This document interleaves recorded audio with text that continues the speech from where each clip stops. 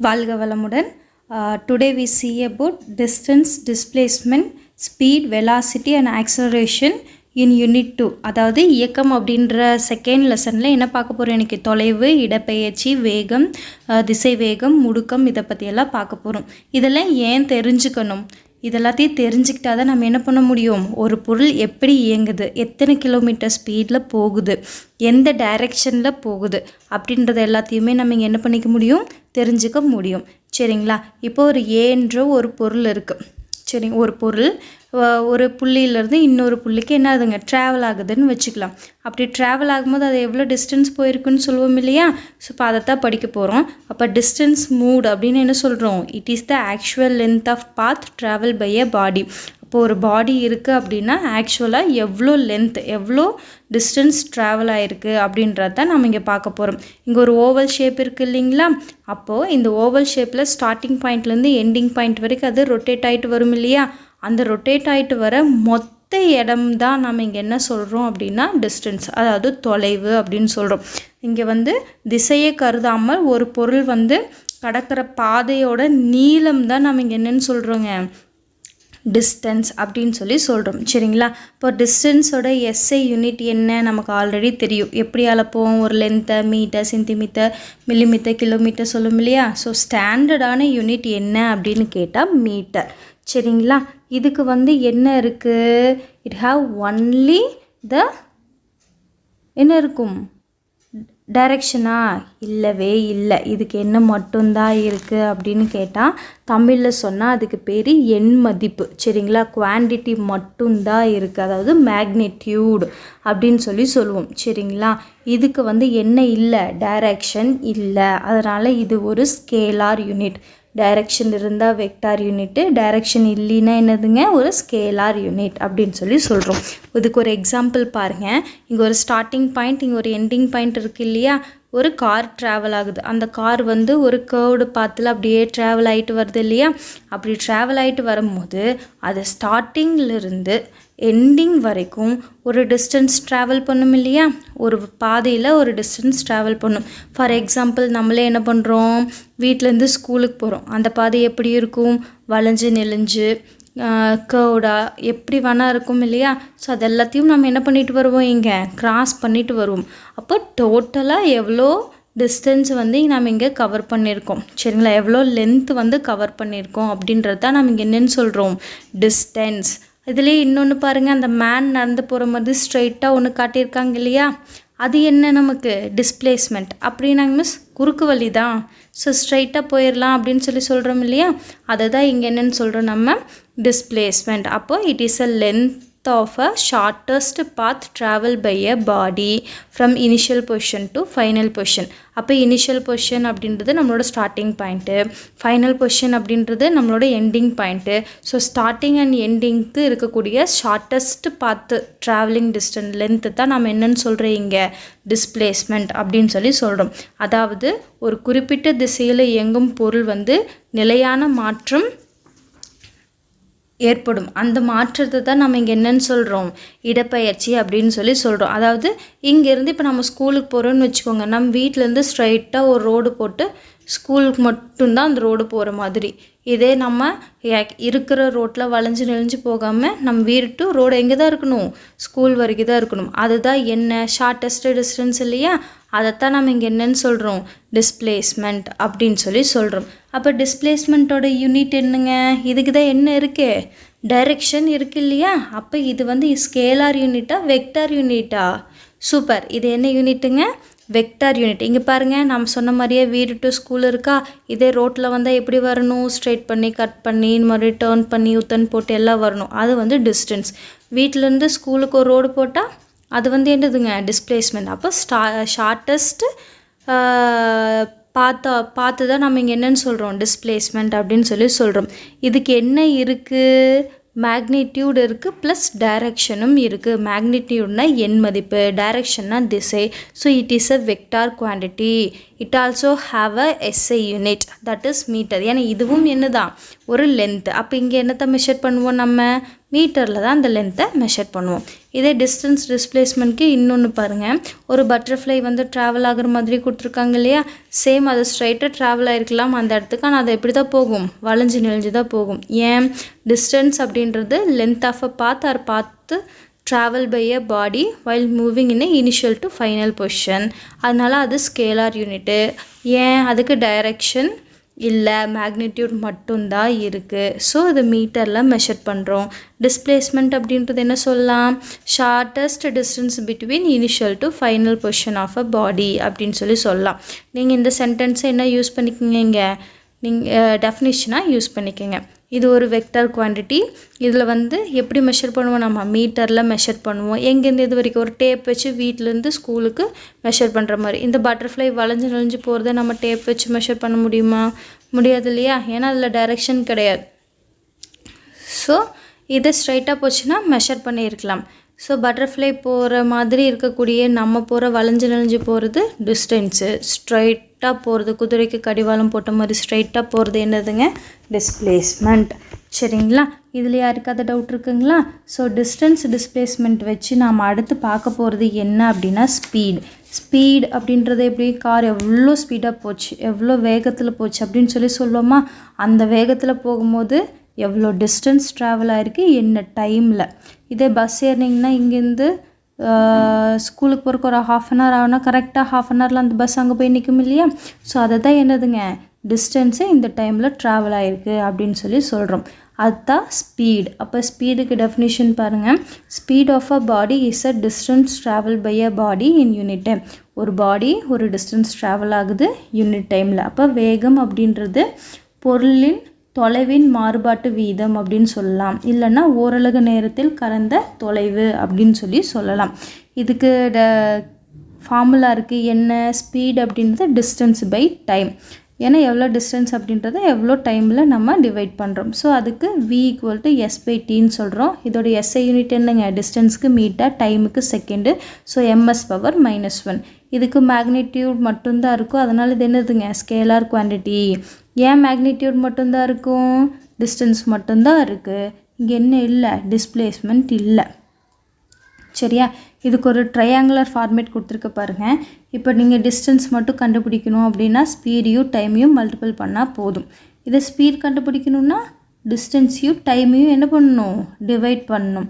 இதை டைம் கண்டுபிடிக்கணும் அப்படின்னா டிஸ்டன்ஸ்லேருந்து ஸ்பீடை என்ன பண்ணணும், நீங்கள் மல்டிபிள் பண்ணணும். ஸோ ட்ரையாங்குலர் வேல்யூ எது வேணுமோ அதோட ஆப்போசிட் பார்ட்டை நீங்கள் என்ன பண்ணால் போதும், டிவைட் பண்ணால் போதும். ஆனால் டிஸ்டன்ஸ்க்கு என்ன பண்ணணும், கீழே இருக்கிறங்காட்டிக்கு மல்டிபிள் பண்ணிக்குவோம். சரிங்களா, ஸோ இதை வச்சு உங்களுக்கு ஒரு எக்ஸாம்பிள் சம்மு பாருங்கள். A wheelchair racer complete 100 metre cross in 20 second. ஒரு வீல் சேர் ரேஸ் நடக்குது, 100 மீட்டர் 20 செகண்டில் கிராஸ் பண்ணிடுறாங்க. அப்போ இவங்களோட ஸ்பீடு என்னன்னு கேட்குறாங்க. உனக்கு என்னெல்லாம் தெரியும், 100 மீட்டர் டிஸ்டன்ஸ் தொலைவு கலந்துருக்காங்கன்னு தெரியும், டைம் வந்து 20 செகண்ட்னு தெரியும். என்ன கண்டுபிடிக்க சொல்லியிருக்காங்க, ஸ்பீடு. அப்போ இதுக்கு ஃபார்முலா என்ன, ஸ்பீடுக்கு S, டிஸ்டன்ஸுக்கு D, டைமுக்கு T. அப்போ S = D/Tன்னு வச்சிட்டிங்கன்னா டிஸ்டன்ஸ் பை டைம் தானே நம்மளோட ஃபார்முலா. அதாவது தொலைவு பை காலம் இல்லையா, 100 20ஆல் டிவைட் பண்ணிங்கன்னா எவ்வளோ கிடைக்கும், 5 கிடைக்கும். மேலே மீட்டர், கீழே டிவைட் பை S இருக்குது, அப்போ MS சொல்லலாம். சரிங்களா, யூனிட் வந்து என்ன, m/s. சரிங்களா, அப்போ இதோட ஆன்சர் என்ன அப்படின்னு கேட்டால் 5 மீட்டர்/செகண்ட். அப்போ வீல் சேர் ரேசர் வந்து எவ்வளோ ஸ்பீடில் போயிருக்காரு, ஒரு செகண்ட்க்கு 5 மீட்டர் ட்ராவல் பண்ணியிருக்காரு அப்படின்றது தான் என்னது, இதோட ஆன்சர். சரிங்களா, இதே மாதிரி இதை வச்சுட்டு இன்னொரு சம், அதாவது 2 பேர்த்து கம்பேர் பண்ணி கொடுத்தா என்ன பண்ணுறது அப்படின்னு சொல்லி பார்க்கலாம். Suppose a truck travels 60 kilometre in first hour. First 1 மணி நேரத்தில் ஒரு லாரி 60 கிலோமீட்டர் போகுது, அடுத்த 1 மணி நேரத்தில் 80 கிலோமீட்டர் போகுது. அப்போ அதோட ஆவரேஜ் ஸ்பீட் என்னன்னு கேட்குறாங்க. இப்போ நம்மளோட ஒரு சப்ஜெக்ட் மார்க்கும் நம்மளுக்கு தெரியும் இல்லையா, 5 சப்ஜெக்ட்டுக்கும் மார்க் என்னன்னு கேட்டால் டோட்டல் பண்ணி டிவைட் பண்ணுவோம் இல்லையா, அதே மெத்தட் தான் இங்கேயும் ஃபாலோ பண்ணுறோம். அப்போ டோட்டல் டிஸ்டன்ஸ் என்ன, 60 + 80 140. எத்தனை மணி நேரம் போயிருக்குது, ஃபஸ்ட்டு ஒரு 1 மணி நேரம், அப்புறம் ஒரு 1 மணி நேரம், மொத்தம் 2 மணி நேரம். நம்மளுக்கு ஸ்பீடுக்கு என்ன தெரியும், டிஸ்டன்ஸ் பை டைம்னு தெரியும். அப்போ அந்த ஃபார்முலாவை ஆவரேஜ் ஸ்பீட் அப்படின்னு பார்த்திங்கன்னா டோட்டல் டிஸ்டன்ஸ், மொத்த தொலைவு பை அதை கடக்கிறதுக்கான காலம் தெரியும் இல்லையா. அப்போ மொத்த தொலைவு 140 கிலோமீட்டர். மணி நேரம் 2 டிவைட் பண்ணினா 70 கிலோமீட்டர் பர் மணி, அதாவது 70 கிலோமீட்டர் பர் ஹார் அப்படின்னு சொல்லி கிடைக்கும். இதில் யாருக்காவது டவுட் இருக்குங்களா? அடுத்து நாம் பார்க்க போகிறது என்ன அப்படின்னா வெலாசிட்டி. அது என்னங்க மிஸ்? வெலாசிட்டி அதாவது இப்போ டிஸ்பிளேஸ்மெண்ட் அப்படின்னு சொன்னோம் இல்லையா, சேஞ்ச் இன் டிஸ்பிளேஸ்மெண்ட் இங்கே என்னன்னு சொல்கிறோம்? வெலாசிட்டி அப்படின்னு சொல்லி சொல்கிறோம். சரியா? சரி பாருங்கள், a rate of motion of a body is more meaningful. அப்போ ஒரு ரேட் ஆஃப் மோஷன் அப்படின்றது ரொம்ப மீனிங்ஃபுல்லாக இருக்கும். We specify its direction of motion. அங்கே என்ன பண்ண முடியும்? அது எந்த டைரக்ஷனில் போச்சு வித் ஸ்பீடு, என்ன ஸ்பீடில் என்ன டைரக்ஷனில் போச்சுன்னு சொல்ல முடியும். The quantity which specify both direction of motion and speed is velocity.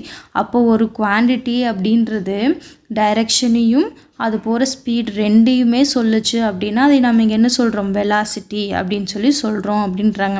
இதோட ப்ராப்பர் டெஃபினேஷன் என்னென்னா, velocity of a body is the displacement of a body per unit time. அப்போ வெலாசிட்டி என்னன்றது ஒரு பொருள் நகருது இல்லையா, அதாவது ஒரு குறிப்பிட்ட கால அளவில் ஒரு பொருள் கடந்த இடப்பெயர்ச்சி அப்படின்றத நம்ம இங்கே என்னென்னு சொல்கிறோம்? திசைவேகம் சொல்கிறோம். அதாவது ஓரளவு நேரத்திற்கான இடப்பெயர்ச்சி அப்படின்னு சொல்லலாம். இப்போ வெலாசிட்டிக்கு என்ன ஃபார்முலா? டிஸ்பிளேஸ்மெண்ட் தான் இங்கே இருக்குது டைமுக்கு. So displacement by time. இப்போ டிஸ்பிளேஸ்மெண்ட்டுக்கு மேக்னிடியூட் இருக்கிறங்காட்டிக்கு இதுவும் என்ன குவான்டிட்டி தான்? Vector quantity. இதுக்கு ஒரு எக்ஸாம்பிள் பாருங்கள். ஒரு கார் வந்து ஒரு ஸ்பீடில் ட்ராவல் ஆகுது. Speed is simply how fast you are travelling. Speed அப்படின்றது என்ன சொல்லலாம்? எவ்வளோ ஃபாஸ்ட்டாக நீ போயிட்டுருக்க. அப்போனா ஒரு செகண்ட்க்கு 20 மீட்டர் போகிறேன் அப்படின்னு சொல்லி சொல்கிறோம். வெலாசிட்டி அப்படின்றது என்னங்க? Speed in a given direction. அதாவது எத்தனை கிலோமீட்டர் ஸ்பீடு எந்த டைரெக்ஷனில் போகிற அப்படின்றது சொல்கிறது என்னது? வெலாசிட்டி. அப்போ இந்த கார் எதில் போகுது? 20 மீட்டர் பர் செகண்ட். ஒரு செகண்ட்க்கு 20 மீட்டர் என்ன டைரெக்ஷனில் போகுது? ஈஸ்ட், கிழக்கு பார்த்து போகுது அப்படின்னு சொல்கிறத என்னதுங்க? திசைவேகம் அப்படின்னு சொல்லி சொல்கிறோம். இப்போ இந்த ரெண்டுக்கு என்னென்ன டிஃப்ரென்ஸ்? வெலாசிட்டி அப்படின்றது வெக்டார் குவான்டிட்டி. அது என்னத்தை ஸ்பெசிஃபை பண்ணும்? மேக்னிடியூடை ஸ்பெசிஃபை பண்ணும். அப்போ அதுக்கு வந்து என்ன இருக்குதுங்க? நம்பர்ஸ் இருக்குது. And rate of change of position. Magnitude அப்படின்னாலே என்ன தான்? ஒரு இடத்துலேருந்து இன்னொரு இடத்துக்கு போனால் தானே மேக்னிடியூட் சொல்ல முடியும். அதாவது இங்கேருந்து ஒரு 5 கிலோமீட்டர் நடந்திருக்கான் அப்படின்னா அதோட மேக்னிடியூட் என்ன? 5 அப்படின்னு சொல்ல முடியும். And also the direction of object move. எதில் சொல்ல முடியும்? கிழக்க 5 கிலோமீட்டர் போயிருக்கான் அப்படின்னு சொல்கிறத என்னதுங்க? இந்த திசை வேகம். இங்கே பாருங்கள், அதோட example 20 meter per second in north direction அப்படின்னு அந்த மீட்டர் கொடுக்கும் இல்லையா, நம்மளோட காரில் இருக்கக்கூடிய மீட்டர். இதே ஸ்பீட் அப்படின்றது என்னதுங்க? Scalar quantity. ஏன்? அதுக்கு மேக்னிடியூட் எண் மதிப்பு மட்டும்தான் இருக்குது, என்ன இல்லை? டைரக்ஷன் இல்லை. இப்போ எவ்வளோ கிலோமீட்டர் போயிருக்கு அப்படின்னு சொல்கிறது தான் யாருங்க? ஸ்பீடு. சரியா? இதை வச்சுட்டு நம்ம என்ன கற்றுக்க போகிறோம் அப்படின்னா ஆக்சலரேஷன், அதாவது முடுக்கம். சரிங்களா? ஒரு quantity which specify change in velocity is acceleration. அதாவது வெலாசிட்டியே இங்கே சேஞ்ச் ஆகணும், அதாவது திசைவேகமே இங்கே மாற வீதம் தான் என்னென்னு சொல்கிறேன்? இங்கே முடுக்கம் அப்படின்னு சொல்லி சொல்கிறோம். அது எப்படி மாறும்? Change in velocity of a body per unit time. ஒரு செகண்டில் எவ்வளோ வெலாசிட்டி வந்து சேஞ்ச் ஆகிருக்கு அப்படின்னு சொல்கிறத என்னென்னு சொல்கிறாங்க? இங்கே ஆக்சலரேஷன் அப்படின்னு சொல்லி சொல்கிறாங்க. சரிங்களா? அதுக்கு ஃபார்முலா வந்து acceleration equal to change in velocity by time அப்படின்னு சொல்லலாம். இப்போது if a velocity of a body changes from initial value to final value. அப்போது ஒரு பொருள் வந்து ஒரு திசைவேகம் மாறுது. இனிஷியலாக, அதாவது தொடக்கத்தில் அதோட திசைவேகம் ஒரு டைம் இருக்குது, இறுதியில் அதோட ஒரு டைம் இருக்குது. தொடக்கம் அப்படின்றது நம்ம யூன்னு எடுத்துக்கலாம், இறுதி அப்படின்றது வீன்னு எடுத்துக்கலாம். அதாவது தொடக்கம்னா இனிஷியல், இறுதினா ஃபைனல் வேல்யூ. சரிங்களா? அப்போ ஏ அப்படின்றது ஆக்சலரேஷன், முடுக்கம் இல்லையா? இப்போ ஏ ஈக்குவல் டு சேஞ்ச் இன் வெலாசிட்டினா கண்டிப்பாக அங்கே என்ன இருக்கும்? அதுக்கு தொடக்கம் இருக்கும், இறுதியும் இருக்கும் இல்லையா? அப்போ நம்ம எப்போவுமே பெரிய நம்பர்லேருந்து தானே சின்ன நம்பர் மைனஸ் பண்ணுவோம். ஸோ இறுதியிலேருந்து என்ன பண்ணிக்கலாம்? எங்கள் தொடக்கத்தை மைனஸ் பண்ணிட்டோன்னா இப்போ ஏ ஈக்குவல் டு என்னென்னு கிடைக்கும்? வி மைனஸ் யூன்னு கிடைக்கும். கண்டிப்பாக அது ஒரு டிஸ்டன்ஸ் ட்ராவல் ஆகிருக்கு அப்படிங்கும்போது இங்கே வெலாசிட்டிக்கு என்ன இருக்கும்? மேக்னிடியூட் ப்ளஸ் டைரக்ஷன் இருக்குன்னு சொன்னோம் இல்லையா? அப்போது அங்கே டைம் மென்ஷன் ஆகும் தானே. அப்போ டிவைட் பை டைம் அப்படின்னு சொல்லி சொல்கிறோம்.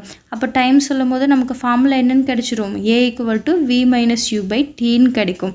அப்போ இதோட யூனிட் என்ன? மேலே வந்து அது ட்ராவல் ஆகிற டிஸ்டன்ஸ் மீட்டர், கீழே வந்து டைம் இல்லையா? 2 வாட்டி டைம் மெஷர் பண்ணுவோம் இல்லையா? அப்போ செகண்ட் பவர் -2 அப்படின்னு சொல்லி சொல்கிறோம். சரிங்களா? இதை வச்சுட்டு இப்போ இந்த ஆக்சலரேஷன் எப்படி இருக்குன்னு பாருங்கள். ஒரு பொருள் வந்து நகருது சரியா, தொடர்ந்து அது நேர்கோட்டில் இப்போ ஒரு இந்த கார் போகுதுன்னு வச்சுக்கோங்க, அதே டைரெக்ஷனில் அந்த கார் என்ன ஆகிட்டே இருக்கணும், போயிட்டே இருக்கணும். அப்படி போயிட்டே இருக்கும்போது அதோட தொடக்க திசை வேகத்தை விட இறுதி திசை வேகம் கண்டிப்பாக என்னவாக இருக்கும், அதிகமாக இருக்கும். So it's a final value is greater than initial value. So we set v greater than u சொல்லலாம் இல்லையா. அப்படி சொன்னோன்னா அதுக்கு பேர் என்னென்னா ஆக்சிலரேஷன், முடுக்கம். சரிங்களா.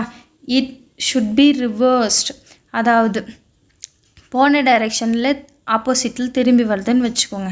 அப்போ அதோட இறுதி அப்படின்றது தொடக்கத்தை விட எப்படி இருக்கும், குறைஞ்சி போயிடுச்சு. போய் டச் ஆகிட்டு மறுபடியும் ரிட்டர்ன் வரும்போது அது தொடக்கமாயிரும், இது என்ன ஆயிருங்க, இறுதி ஆயிரும் இல்லையா. அப்போ வி வந்து என்ன ஆயிரும், லெஸ் தென் யூவாக இருக்கும். அப்போது தொடக்க திசைவேகம் வந்து இறுதி திசைவேகத்தை விட எப்படி இருக்கும், அதிகமாக மாறிடும். அப்படி மாறும்போது நமக்கு இருக்கக்கூடிய முடுக்கம் அப்படின்றது எதிர் திசையில் இருக்கிறங்காட்டிக்கு அதுக்கு பேர் என்ன, எதிர் முடுக்கம், அதாவது டீசலரேஷன் அப்படின்னு சொல்கிறோம். சரியா. இது யாருக்காவது டவுட் இருக்குங்களா? ஸோ இந்த டெஃபினிஷன்ஸ்லாம் டவுட் இருந்தால் கேளுங்க. சரிங்களா. ஸோ இந்த டெஃபினிஷனில் நல்லா எழுதி பாருங்கள். தேங்க்யூ.